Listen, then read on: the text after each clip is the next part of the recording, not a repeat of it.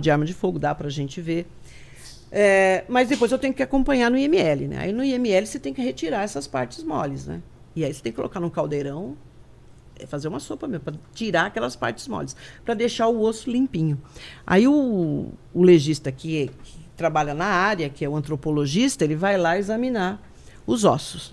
Então eu já peguei casos assim. A diferença do seu trabalho de perita para o legista é você vê em loco. Sim. E o legista ele tá numa sala especial. Sim. Sempre. O legista no nunca IML. vai no não. local. Tá. Aqui no Brasil, não. Nos Estados Unidos tem um tipo de legista que vai ao local e tem o legista de laboratório. Entendi. Aqui não. É o perito criminal que atua nessa área que faz o exame que a gente chama de perinecroscópico.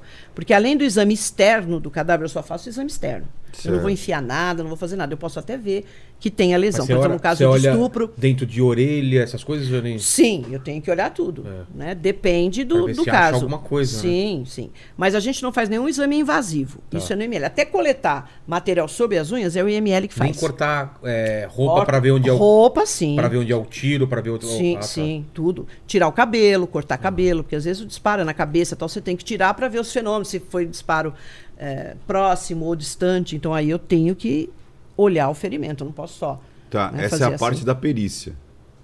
Aí o legista é que vai abrir e olhar os órgãos por dentro. É assim, o legista, ele vai oferecer a causa mortis. Então é assim, o indivíduo aqui morreu de traumatismo crânioencefálico, por ferimento, pérfuro contuso, lá. Ou então, hemorragia interna traumática, hemorragia externa, o legista fala isso. O perito, como ele examina o cadáver e o local, eu tenho possibilidade de oferecer a causa jurídica da morte. Então tem a causa mortis, que morreu do coração. Tá. E tem a causa jurídica. Assassinato. São 3 possibilidades: homicídio, suicídio e acidente. Tá. Entendeu? Por que o perito faz isso? Porque não basta só o cadáver. Por exemplo, o legista vai examinar um cadáver que foi morto a tiro. Ele está nu. Porque o legista não examina, ele não examina roupa, corda, instrumento, nada não. Ele vai examinar o corpo. Ele vai examinar a parte biológica. Exato. E você faz a parte circunstancial. Você vê toda a linguagem que aconteceu naquele ambiente. Agora, exame das vestes é algo extremamente importante. Eu estou falando do tiro. Por exemplo, um tiro encostado. Qual é a diferença? Eu olho para você e vou falar assim, esse ferimento foi efetuado à distância ou foi próximo? Só de olhar. A tatuagem, né? A tatuagem, o chamuscamento e o esfumaçamento. Porque está muito próximo. Então, os gases... A tatuagem são fragmentos do projétil. Que o projétil ele vai nesse movimento dentro do cano. Naquelas reentrâncias, saliências, vai lá. Ele vai com esse movimento e ele é desgastado. Se está muito próximo, o projétil leva tudo. Inclusive os gases acompanham também, que estão super aquecidos. Certo. Então vai queimar a tua pele. Se estiver próximo, queima a tua pele. Na entrada ele queima. Na entrada, queima. Vai fazer um halo de esfumaçamento, porque sai também a fumaça ali, principalmente se é revólver. E vai, todos esses pedacinhos, todos esses pedacinhos do projétil ficam. E eles ficam como pontinhos, por isso que fala tatuagem. Então isso já me indica que foi um disparo próximo ou a queima-roupa. Mas como é que eu vou saber disso? Eu tenho que fazer o teste com a arma e com a munição. Porque hoje dá diferença. Tá. É tanto tipo, tem pessoas que recarregam a munição. Então a gente tem que sempre fazer. Olha, foi próximo. Mas eu não sei se foi a 5, a 10 ou a 15. Eu tenho que fazer um teste. A grosso modo. A grosso modo então, eu falo, foi próximo. Foi próximo ou a distância. Ou a então, distância. 10 metros e 1 metro. Qual a diferença que vai ter na tatuagem? Praticamente. Não tem tatuagem. A de longe não tem tatuagem. Não tem tatuagem? Não tem. A tatuagem é só se for queimar-roupa. Só se for muito próximo. É 10 centímetros. Entendeu? Então, assim, se não tem tatuagem, já é de mais longe. A distância. Se não, tatuagem, nem todos a gente encontra. Mas esfumaçamento e chamuscamento, a gente encontra, se for próximo. 10 centímetros provoca 15, 5 centímetros põe encostado. Entendi. Então aí eu preciso fazer o teste. Não tem como. Não dá para você olhar e falar assim, não, isso aqui... Não, eu preciso ter a munição e a arma, porque dá diferença. Então, por exemplo, você está vestido, você está com essa roupa. O indivíduo dispara próximo, onde vai ficar? O chamuscamento, a fumaça? Na roupa. Parte mais externa. Na roupa. E aí eu preciso analisar a roupa. Então, o perito, no local, eu vou examinar as tuas vestes. Isso. O legista lá, ele vai receber nu. Como é que vai estar teu ferimento? Não vai. Sem nada. Aí você imagina, não, isso aqui é um ferimento à distância. Ele vai ter um relatório seu lá, o legista? Não necessariamente. Ah, não? Não. Tem perito que encaminha, fala, cara, tá, eu encontrei isso aqui e tal. Por isso que o legista não pode falar distância de tiro.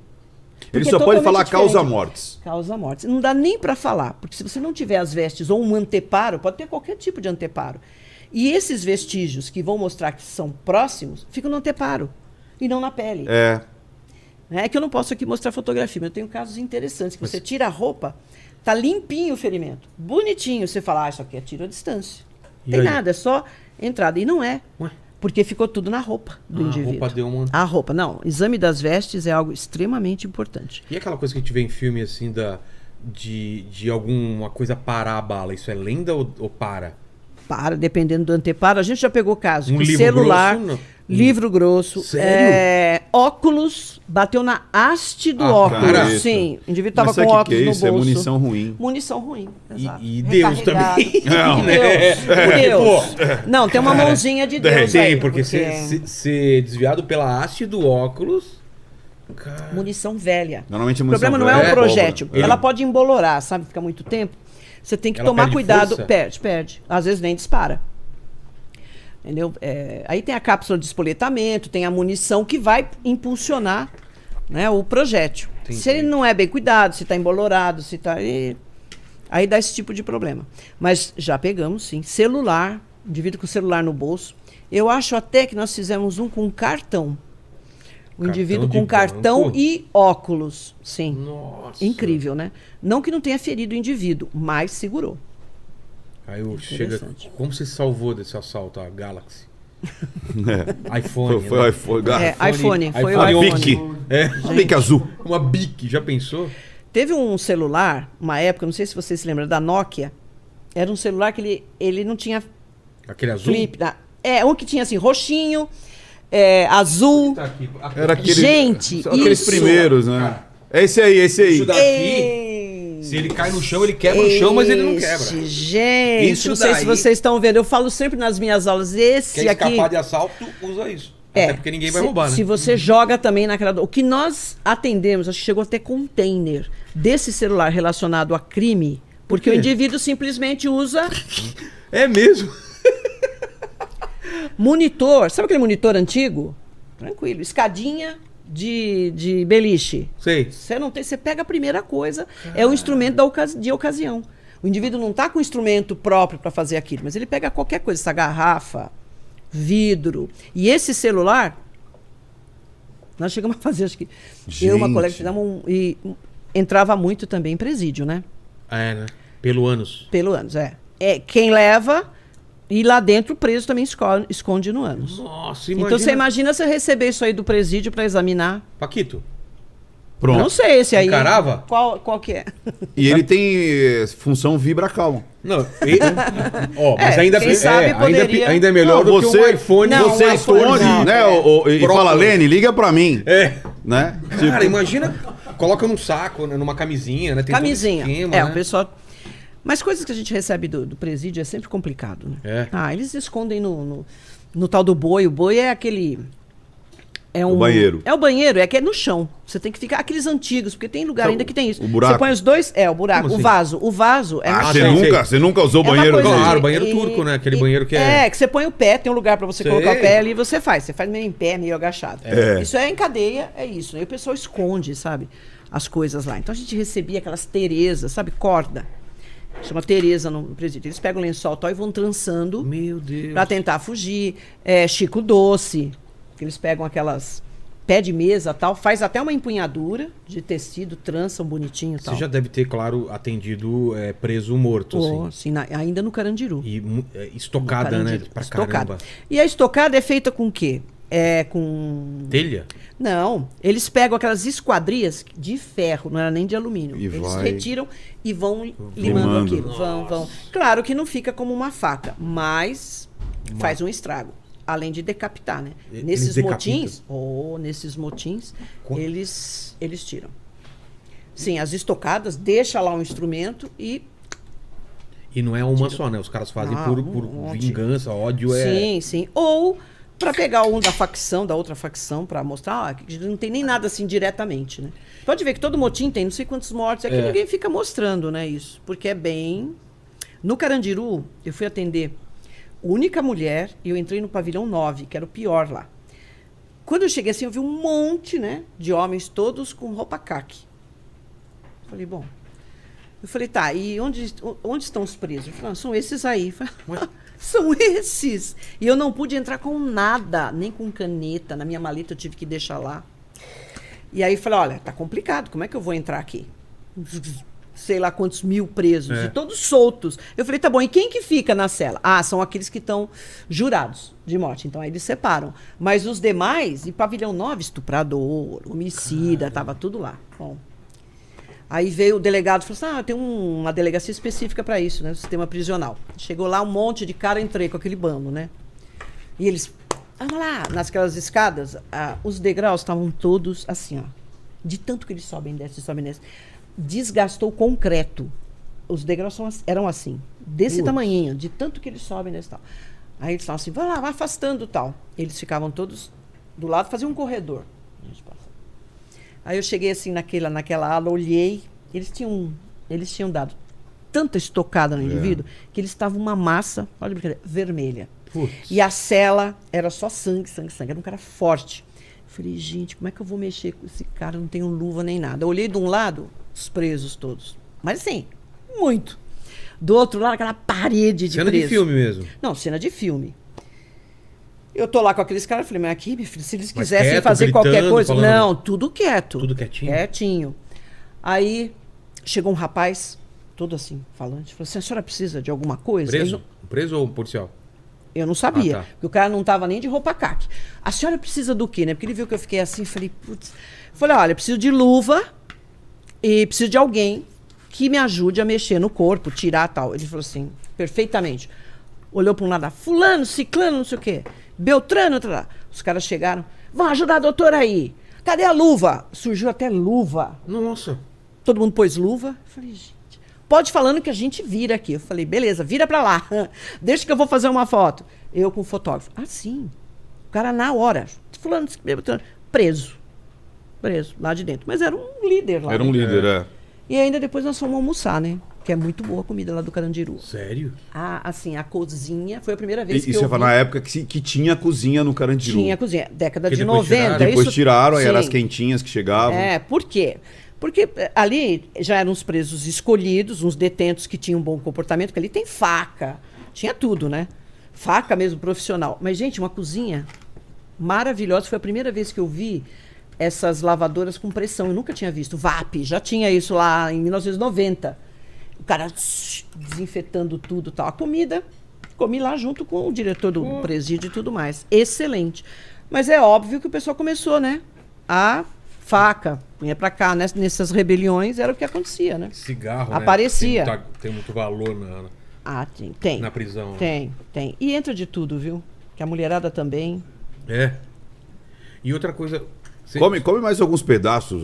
Enquanto isso, o eu vou fazer. O Lênin já tem pergunta. Senão eu ia fazer uma pergunta então longa. Faça uma assim pergunta. Para dar então tempo faça, que daí eu dou uma. Então vamos lá, vamos fazer um prólogo. Quando chega tanto. A gente pode até pegar algum caso específico e tudo mais. Mas enfim. Quando chega para você. Quando você trabalhava... na rua, local. Na rua ou dentro de um estabelecimento, não sei, do ML, não sei. Você trabalhou no ML? Dentro do ML. A PM, creio que a PM, a civil, não sei, vem com um relatório dizendo, foi suicídio. Ou foi... Deve ser 3 linhas, né? Tipo, encontramos ali o cidadão... Bem por aí. E, foi assassinato, não sei o quê. Eles já definem? Tipo a primeira impressão. Ah, tá. Né? Eu acho que até no caso da menininha lá do Nardoni. Falaram que foi um assassinato, né? Que um cara de preto foi lá, jogou, eu lembro de algumas coisas. Sim. E aí chega pra você. Você vê aquilo e começa a analisar a partir daquela informação, ou você esquece aquela informação e eu vou ver a cena sem ser influenciado, cadavérica e ponto. Eu não sei se é assassinato, eu não sei se acidente. Se matou, se foi acidente. E eu vou olhar e depois eu falo, olha, na minha conclusão, não foi uma morte... Pronto, deve ter acontecido isso. Tipo assim, a família toda... Ai, ele morreu.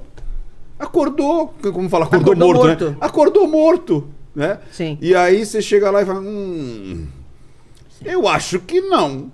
E a segunda pergunta, essa parte de envenenamento é do legista, mas você consegue também identificar, tem sinais tipo, físicos. opa, aqui rolou um chumbinho, aqui rolou um... Certo. Eu preciso saber muito Então, o de que envenenamento, acontece? porque às vezes é o Paquito que pega minhas comidas e traz aqui. Ah, é perigoso. É bom que tem alguém que experimente antes, né? Você tem que falar assim, olha, come primeiro Lene, aqui, né? daí... pronto. Lene? Lene, você experimenta a minha comida? Eu experimento sempre. Mesmo eu não sabendo. Mesmo Antes de você sabendo. pedir, você já tá Mas Você já está experimentando. comendo. Olha, é assim. Nós recebemos a requisição. Em geral, é super sucinto, tá? Porque no caso de Isabela, era assim. Solicito perícia para o local onde uma menina foi jogada do sexto andar. Já não me lembro, você acha que foi sexto andar? E já vem até a suposição, que foi jogada. Então, Ele não sabe se sim ou não. Histórico, histórico. O indivíduo entrou para roubar e jogou a menina. Quer dizer, que crime é esse? Não é nem um crime contra a vida, é um crime patrimonial. Latrocínio. Tá? Que é o roubo seguido de morte ou a morte seguida do roubo. Mas tudo bem. Então, por que elas são sucintas? Porque nem o delegado sabe direito o que aconteceu. Quando acontece um crime, aconteceu um crime na rua ou dentro de uma casa. Tem um período que a gente chama de imponderável, que ninguém tem controle sobre aquilo. Então morreu, a mãe viu, o pai, alguém entrou lá, tirou, porque ninguém, não tem uma autoridade policial, né, que está ali olhando aquilo profissionalmente. Sim. Então, nesse período, ninguém controla. Perfeito. Pode chegar um cara lá e levar a arma, o cara vai lá e chuta o projétil, vira o cadáver, a gente não sabe. O que o pessoal faz? 190. Ninguém chama delegacia, você chama a PM. Então a primeira autoridade a chegar no local é a PM. Hoje, tem gente que chama até resgate pro morto. Você tá vendo que o cara tá pendurado, tá enforcado, o cara já tá até com a língua pra fora. Chama o SAMU.